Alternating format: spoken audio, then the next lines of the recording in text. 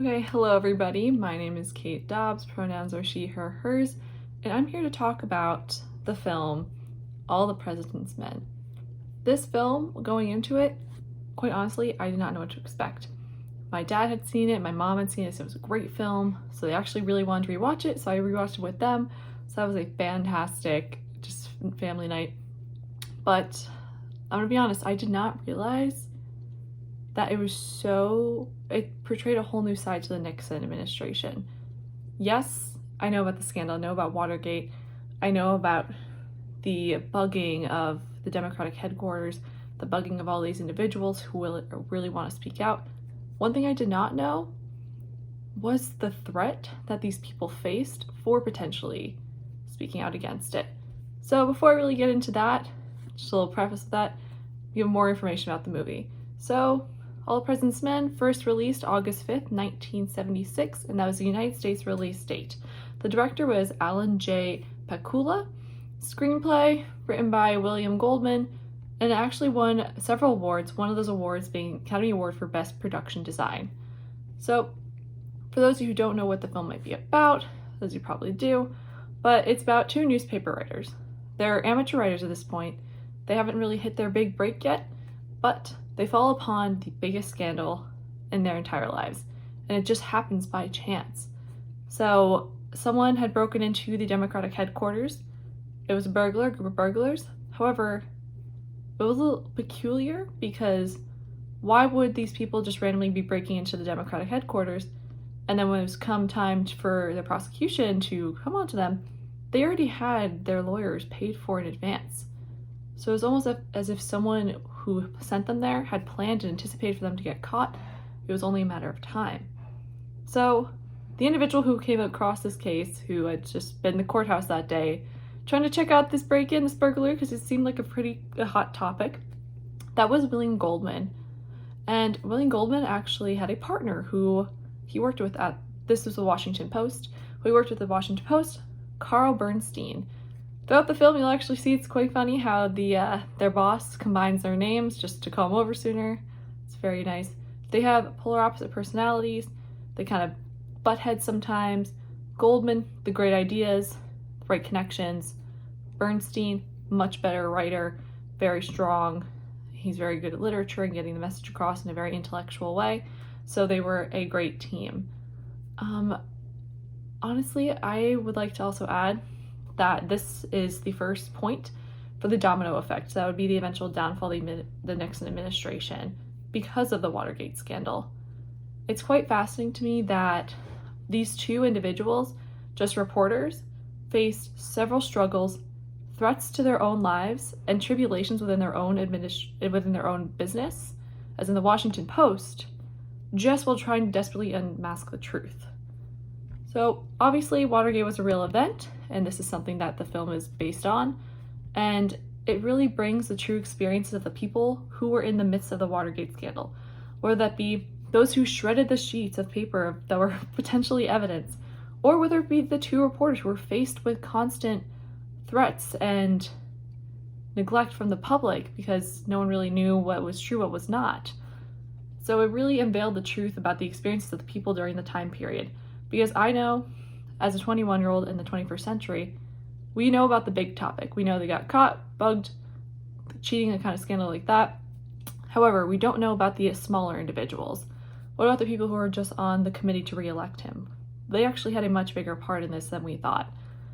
Also, two key ideas that really covered in the film covered were the United States corruption during the time, the corruption of the FBI and the CIA, all how they're coerced together, and as well as the ignorance of the American public. So the American public had no idea as to what was going on. So, as during the Nixon administration. So to begin, I'd like to talk about some implicit meanings within the film. So, one topic that I really just kind of kept crossing my mind, it wasn't really outwardly mentioned in this, but it was definitely implied within all the actions that happened in the film. So, it shows the limits of freedom of speech. So, our First Amendment, freedom of speech, freedom of religion, freedom of press, everything like that. However, in this film, the two reporters, they really did everything they could to get this message across. They really want to expose the scandal that they had caught a hook on. They were constantly shut down, whether it be by their own company. The Washington Post did not want to get in trouble. This was the President of the United States, the highest in the land. And these people were trying to bring him down just because they thought they had a hunch. So they had to face that adversity as well, and being potentially silenced that way from sharing their truth. As well as whenever they did eventually release this information, the United States government and other political administrations would deny that these facts are true. So this also was a very critical aspect, because it left the American public at questioning. Should we trust this newspaper? This is the only newspaper covering this topic? Or should we trust the government, who has never really lied to us or let us down in this sense before? Yes, we've had Johnson, and that was a different kind of impeachment, a different kind of scandal that went on in the United States. However, that happened at a point that people tend to have forgotten about. So people really know what to believe. Most people did believe the United States. They didn't, the United States government, they didn't really believe that there was something being hidden from them. And that was very important as well. Also, I wanted to bring up the topic of potentially losing credibility because of exposing the truth. So the Washington Post, I mentioned this earlier, did not want to release information. They didn't feel comfortable doing that because they want to be held accountable for the downfall of the United States government, the United States administration, if it weren't true. Yes, they wanted to have a great topic, they wanted to have a good hook, but people began to not believe them because of the constant denial from the original testimonies they got from their individuals who were on those committees, who said, hey, we actually think this is shady work that's going on, we want to expose it. But then would turn around when they started to get pressure on, whether it be from threats or from other media outlets. The Washington Post looked like a fool because they had people who were their alibis completely backpedaling, United States government saying Washington Post was baloney, not making any sense. So the credibility in the Washington Post temporarily was at risk. And it all fell in the hands of these two amateur writers. So the Washington Post was putting a lot on the line here.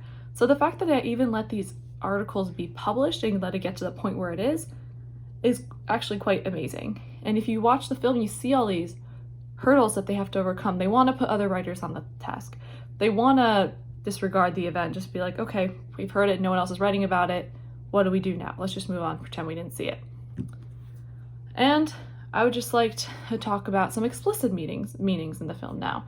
So we talked about kind of the more hidden messages, but let's talk about the more obvious messages that the film portrays. So it brings to light the difficulty of an amateur writer actually getting their article in the world. So when you're getting into the field, you may not be the top writer in your organization, but you come across this hot topic and you want to get it published. You want the public to know. It's not simple. Like I mentioned earlier, the Washington Post wanted their higher up and more experienced writers to tackle this project. They wanted to make sure they had all hands on deck for the people who had done projects this heavy before, people who had more experience. So it was very difficult for an amateur writer to get a case like this. Cases also require connections.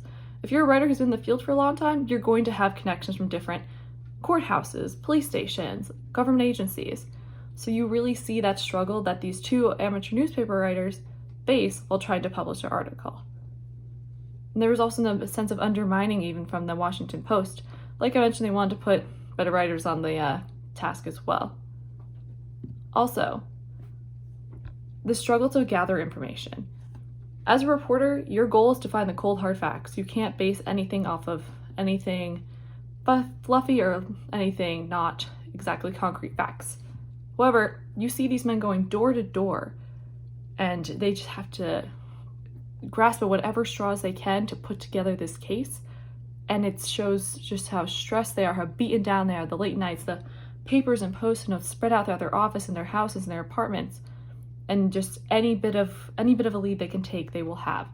So it really just shows how difficult it is for a reporter to actually gather a cold, hard case like this. So those explicit and implicit meanings that I really wanted to cover from this. Also, I just want to talk about some long-lasting effects of the film. So the American public, this is a real event. This is based on a real event, and it blindsided the entire United States. So the memory of bringing this back is critical. So this film probably puts several ideas into the minds of the public, makes them question many things. For example, makes them question, is the government concealing from them? From this moment forward, what is happening, what is not? How can the United States recover from a scandal like this? At this point in time, what are they going to do? How can you gain the public's trust after betraying it so badly? Will the people ever be able to freely speak and feel safe? These reporters were trying to tell the truth, but were shut down and their lives were threatened. They had to not use any kind of technology because they were threatened, they were bugged. Their own houses were bugged. It was an absolutely very stressful situation for them just to try to get the truth out. And will a film like this be produced again? In today's day and age, not entire truth is coming from our highest form of government, yet again, the White House. But will anyone in the future in the US government allow for a film like this to be made where a president, because our current president was also impeached, will a film be able to show that, show the other end to those people again? Because who knows how much power the United States government actually has over the media? Obviously a lot more now than it did before. So All the President's Men was a fascinating film. I did not know many of the facts from it. I didn't know how difficult it was for the people who either made the mistake and were on the committee, wanted to come clean, the people who had a family who couldn't get out of this, the people who had to backtrack because they just didn't want to risk their lives, and the reporters who were threatened and really almost, they could have been killed, to be frank, for trying to get this case out. So I found this to be a very fascinating film that had so many long-lasting messages and will definitely still be relevant in today's day and age.